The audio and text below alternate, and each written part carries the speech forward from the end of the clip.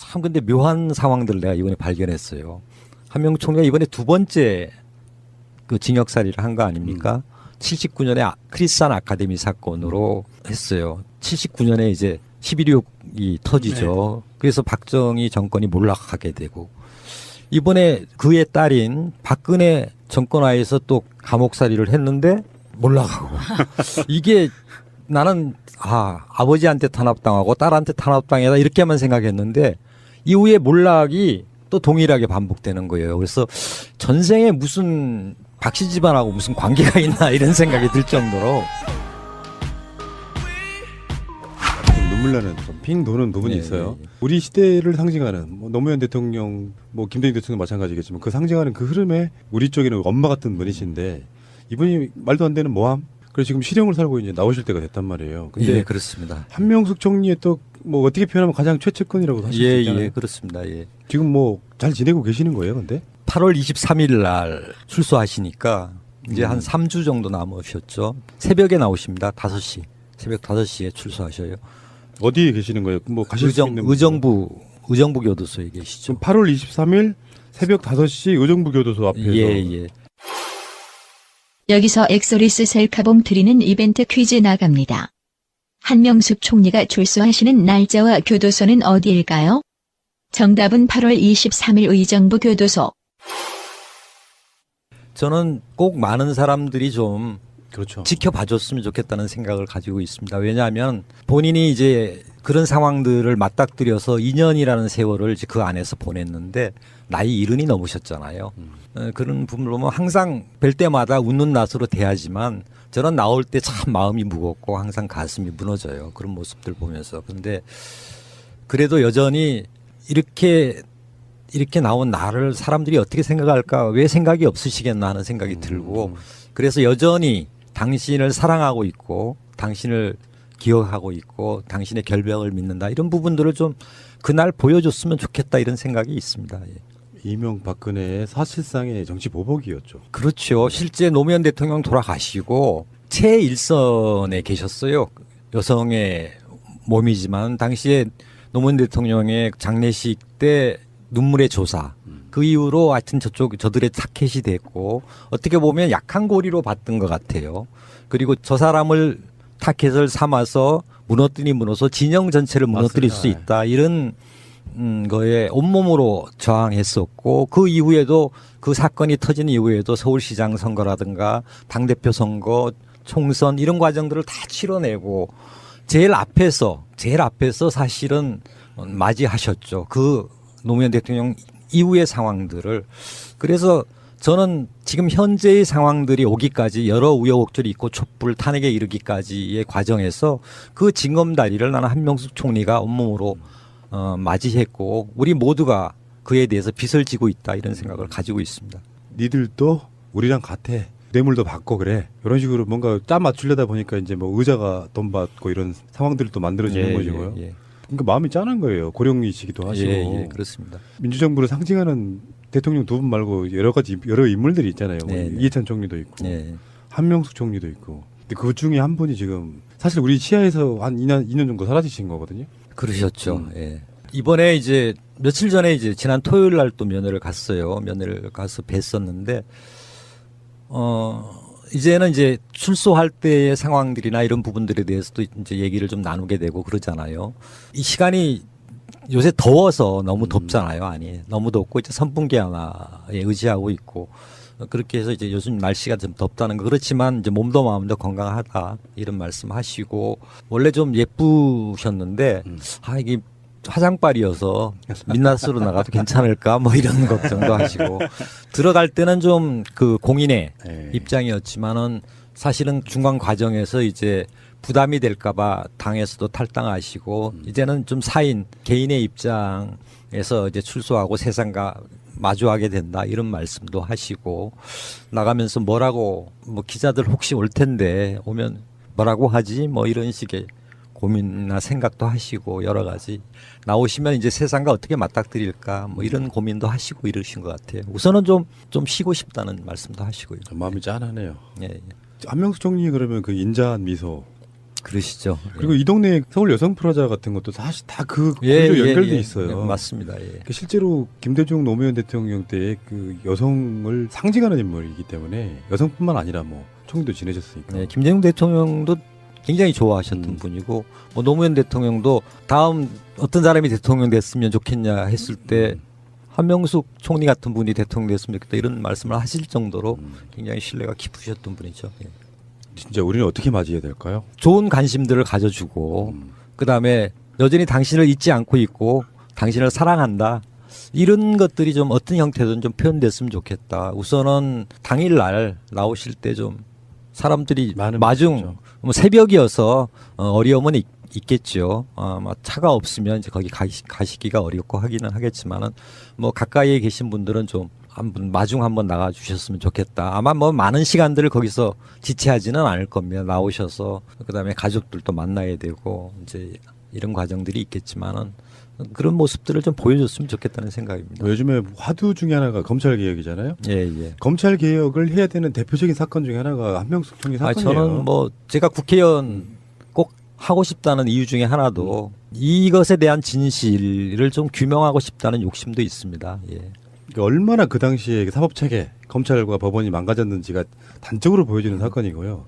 말하자면 내가 정치 권력을 갖고 황창 한번 털어봐 하면 구속시킬 수 있어요. 그 방식으로 하면. 그러니까 하지 않았다는 것, 받지 예, 않았다는 걸 입증해야 되는 거더라고요. 그게 참으로 어려웠어요. 뭐 몇 날 며칠 날 또 보면 시간이 앞뒤로 한 열흘씩 되니까 예를 들어서 3월 말 4월 초 뭐 이런 식에서 열흘씩 잡으면 한 20일간의 알리바이를 다 입증해내야 되고 이런 과정이었는데 실제 그런 과정들을 통해서 거의 저희들은 메꿔냈는데도 그리고 실제 지금 옥살이를 하는 것 사건 자체는 사건이 두 가지였잖아요 당시에. 근데 그 사건 자체는 당사자가 뇌물을 줬다는 당사자가 검찰에 잡혀 있을 때 구속된 상태에서 진술한 게 이제 줬다는 거였고 법정에 나와서는 증언하기를 한명숙 총리는 억울한 누명을 쓰고 계시다 이렇게 증언한 거예요. 근데 감옥에서 갇혀 있는 사람 검찰이 불러다가 증언한 거를 오히려 2심에서 1심에서는 무죄가 났는데 2심에서 그걸 완전히 뒤집어. 그게 맞다 이렇게 네. 한 거예요. 좀 황당하죠 상황 자체도. 그러니까 이게 그 증인이 증언을 하는 거를 취사 선택해서 자기들이 필요한 것만 증언으로 채택을 하고 판사도 그걸 받아줘 버린 거죠. 그렇죠. 뭐 이번에 조윤선 판결하고 비슷하게 하여튼 거의 내가 보니까 이게 실체적 진실하고 상관없이 거의 게임이더라고요. 그 당시에 보니까. 한 총리님이 나오실 때쯤에서는 아마 그런 논쟁이 범사유로 부를 수도 있을 거라고 생각이 들어요. 제가 보기엔 검찰과 법원의 굉장히 아픈 고리 중에 하나일 거라고 생각이 드는데 솔직한 질문 하나 드려볼까요? 네.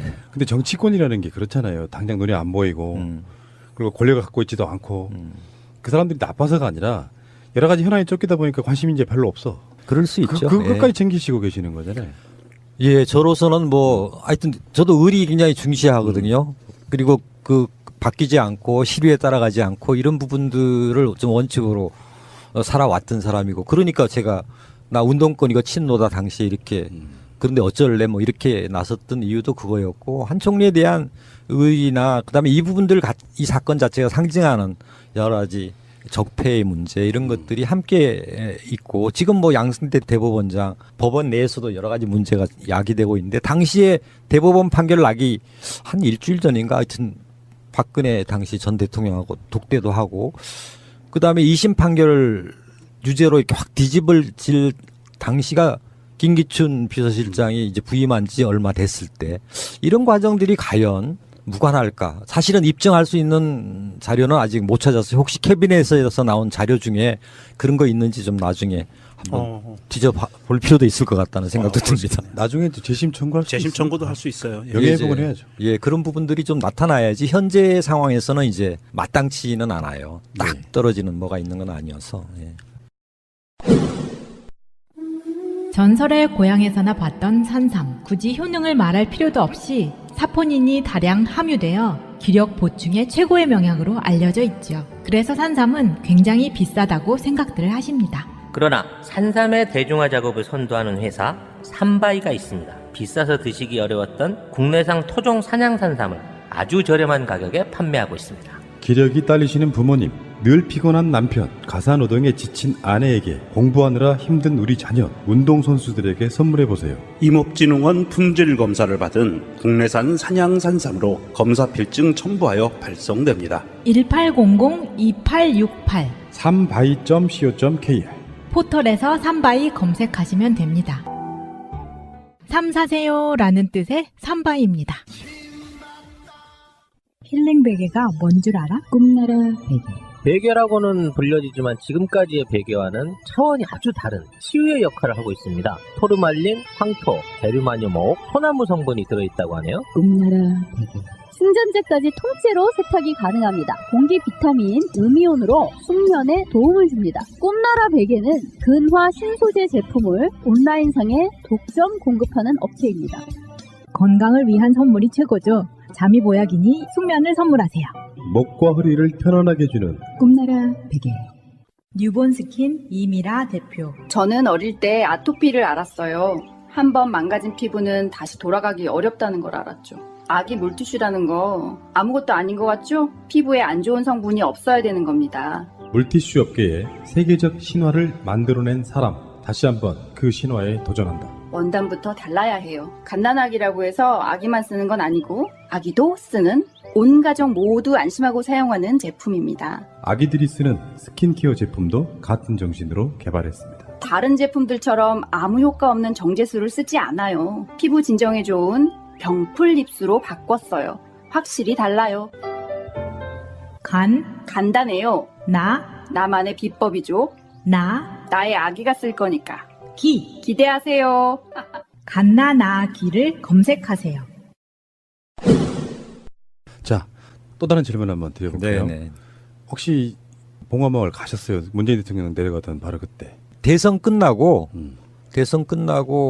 대선 캠페인 같이 했던 여러 당원들과 함께 차량으로 내려갔었죠. 내려가서 피켓을 만들어 갔는데 대통령님 국민이 이겼습니다. 이런 피켓 들고 이렇게 사진 찍고 뭐 같이 감격하고 즐거워하고 했습니다. 소위 친노라고 불리우시는 분들 입장에서 보면 네.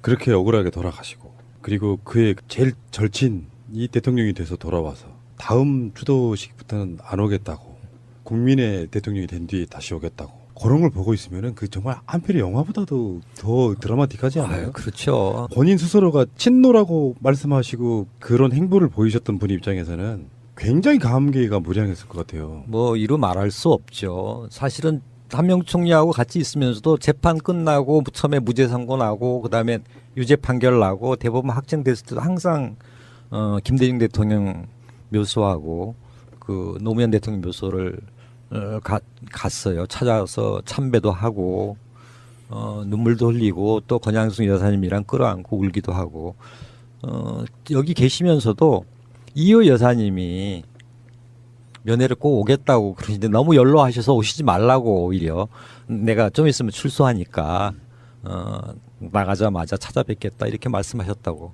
며칠 전에 얘기를 하더라고요. 그래서 굉장히 그런 부분에 대한 애정이 깊죠. 실제 마음속에서부터 우러나오는 그런 관계가 그냥 형성된 게 아니라 참 근데 묘한 상황들을 내가 이번에 발견했어요. 한명숙 총리가 이번에 두 번째 그 징역살이를 한 거 아닙니까? 79년에 크리스찬 아카데미 사건으로 했어요. 79년에 이제 11.26이 터지죠. 네. 그래서 박정희 정권이 몰락하게 되고 이번에 그의 딸인 박근혜 정권하에서 또 감옥살이를 했는데 몰락하고 이게 나는 아버지한테 탄압당하고 딸한테 탄압당하다 이렇게만 생각했는데 이후에 몰락이 또 동일하게 반복되는 거예요. 그래서 전생에 무슨 박씨 집안하고 무슨 관계가 있나 이런 생각이 들 정도로 이게 묘한 참 운명이다 이런 생각이 들더라고요. 예. 그렇게 그 권력이 자기들의 권력을 과도하게 불법적으로 사용한 어떻게 보면 권력의 막바지 끝에 가서 보여주는 어떤 마지막 몸부림이랄까 네. 이런 것들이 한명숙 총리의 그 징역형 살이의 모습으로 이렇게 보여지는 거 아닌가. 예, 그렇죠. 그 당시에 이제 강주교도소에 계셨었대요. 네. 79년 아카데미 사건으로.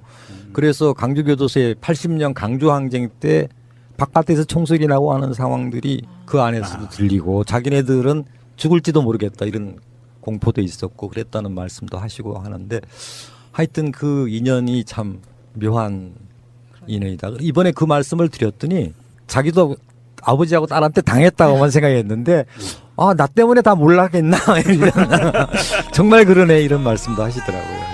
정말 드라마 같은 이야기예요. 네, 정말로. 박근혜의 사실상의 정치 보복이었죠. 그렇죠. 실제 노무현 대통령 돌아가시고 최일선에 계셨어요. 여성의 몸이지만 당시에 노무현 대통령의 장례식 때 눈물의 조사 그 이후로 하여튼 저들의 타켓이 됐고 어떻게 보면 약한 고리로 봤던 것 같아요.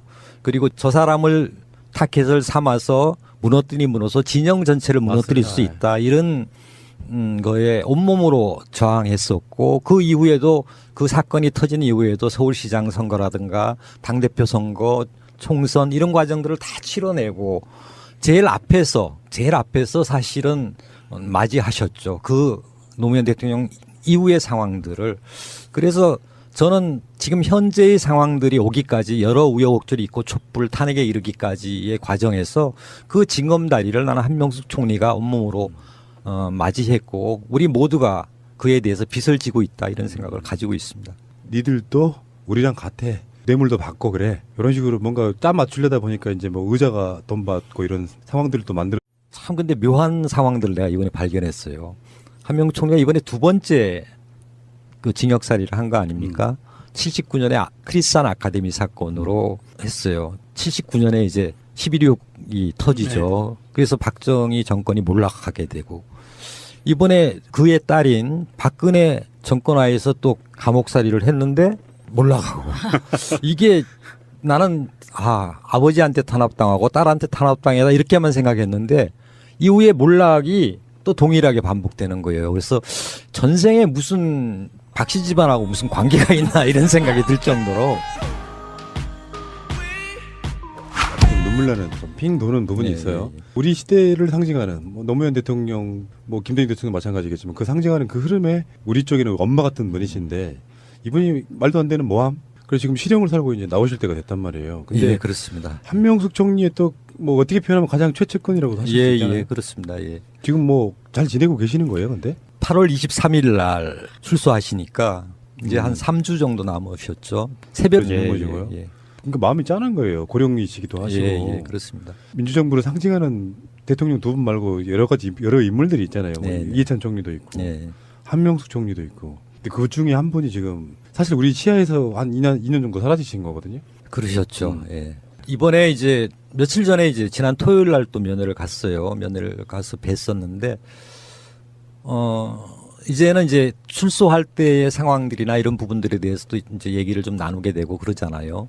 이 시간이 요새 더워서 너무 덥잖아요. 아니, 너무 덥고 이제 선풍기 하나에 의지하고 있고 그렇게 해서 이제 요즘 날씨가 좀 덥다는 거 그렇지만 이제 몸도 마음도 건강하다 이런 말씀하시고 원래 좀 예쁘셨는데 이게 화장빨이어서 민낯으로 나가도 괜찮을까 뭐 이런 걱정도 하시고 들어갈 때는 좀 그 공인의 입장이었지만은 사실은 중간 과정에서 이제 부담이 될까봐 당에서도 탈당하시고 이제는 좀 사인 개인의 입장에서 이제 출소하고 세상과 마주하게 된다 이런 말씀도 하시고 나가면서 크게 나오십니다. 5시 새벽 5시에 출소하셔요. 어디에 계시는 거예요? 뭐 가실 수 있는 의정부 교도소에 계시죠. 8월 23일 새벽 5시 의정부 교도소 앞에서. 예. 여기서 엑소리스 셀카봉 드리는 이벤트 퀴즈 나갑니다. 한명숙 총리가 출소하시는 날짜와 교도소는 어디일까요? 정답은 8월 23일 의정부 교도소.